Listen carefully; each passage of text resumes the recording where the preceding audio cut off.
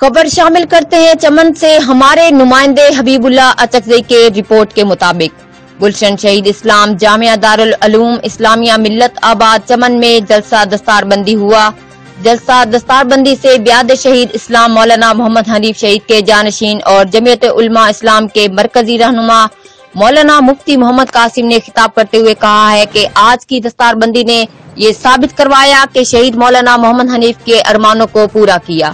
اور آخر میں آئے ہوئے مہمانوں کا شکریہ ادا کیا۔ جلسہ دستار بندی سے جمعیت علماء اسلام کے مرکزی سرپرست اعلیٰ رکن قومی اسمبلی مولانا کاظم عصمت اللہ، جمعیت علماء اسلام کے مرکزی رہنما رکن صوبائی اسمبلی مولانا نور اللہ، جمعیت علماء اسلام کے صوبائی رہنما حضرت مولانا مفتی غلام حیدر، جامعہ دارالعلوم اسلامیہ شیخ الحدیث مولانا عبدالسلام، شیخ الحدیث مولانا عبدالکریم، شیخ الحدیث مولانا شرف الدین، شیخ الحدیث مولانا نظر محمد، شیخ الحدیث حضرت مولانا لاجبر اور دیگر علماء کرام نے بھی تقاریر کی ہے۔